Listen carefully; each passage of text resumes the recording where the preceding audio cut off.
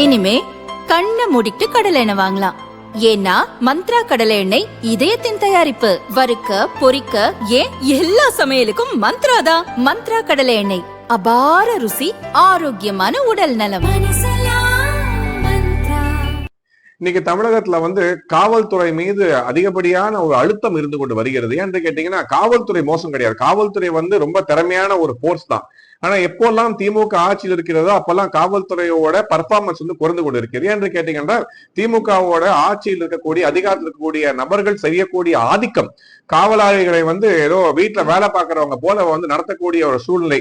Posting வாங்கி கொடுத்து அங்க இருக்கக்கூடிய இன்ஸ்பெக்டர், ஏசி, டிசி, டிஎஸ்பி முதற்கொண்டு அனைவரையும் வேலை வாங்கி கொண்டு சுயமாக சிந்தித்து பணியாற்ற விடாமல் செய்யக்கூடிய ஒரு காரணத்தினால் இன்னைக்கு காவல்துறையிலே ஒரு தவறான போக்கு நிலை பெற்று அந்த மொத்த காவல்துறைக்குமே ஒரு களங்கத்தை ஏற்படுத்தி கொண்டு இருக்கிறது. அது திமுக இருக்க போல வரக்கூடிய ஒரு விஷயம் தான்.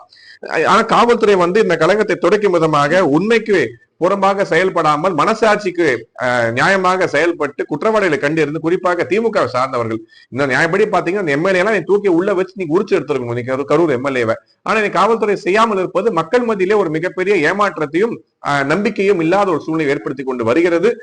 காவலாளிகளை நான் எப்போதும் குறை கூற போவது கிடையாது. இங்க ஆட்சியாளர்கள் ஒரு தவறுனால் நீங்க காவல்துறைக்கு ஒரு மிகப்பெரிய கெட்ட பெயர் ஏற்பட்டு கொண்டு வருகிறது. சோ ஸ்கிரிப்ட் எழுதி கொடுத்தாரு எப்படி சினிமால வசனம் படித்து பேசுவாரோ அதே போல திருக்குறள் பேசிவிட்டார். இன்னைக்கு தனியா இப்படி கேள்வி கேட்கிற போல பிரசுக்காரங்க அவங்கள்ட்ட போய் திருக்குறளுக்கு அர்த்தத்தை கேட்டீங்கன்னா நிச்சயமா தெரியாது. ஏன்னா அவர் மகிழ்ச்சி பேசின ஒரு குரல் தானே தவிர திருக்குறளுக்கு அர்த்தமோ இல்ல மொத்தமா எத்தனை திருக்குறள் இருக்கோ என்பதை கூட தெரியாத ஒரு நபர் விஜய். சோ நடிகராக இருந்து வெறும் நடிகராகவே ஜெயித்து அரசியல் வந்து விடலாம் என்ற எண்ணம் எப்போதும் தமிழகத்தில் படிக்க போவது கிடையாது. இன்னொரு எம்ஜிஆர் பிறந்து வர போவதும் கிடையாது. எம்ஜிஆரை பார்த்து நாங்கள் அரசுக்கு வந்தோம் அப்படின்னு கூறக்கூடிய விஜய், எம்ஜிஆர் அவர்கள் மக்களை எந்த அளவுக்கு சந்தித்தார்கள், மக்கள் போராட்டத்தில் கலந்து கொண்டார்கள், மக்கள் பிரச்சனையை பேசினார்கள், சட்டமன்றத்துக்கு சென்றார்கள், கேள்வி எழுப்பின் பிறகு தனி கட்சி தொடங்கி இன்னைக்கு அதிமுக ஒரு ஆலமரம் போல் வளர்ந்து நிக்கிறது.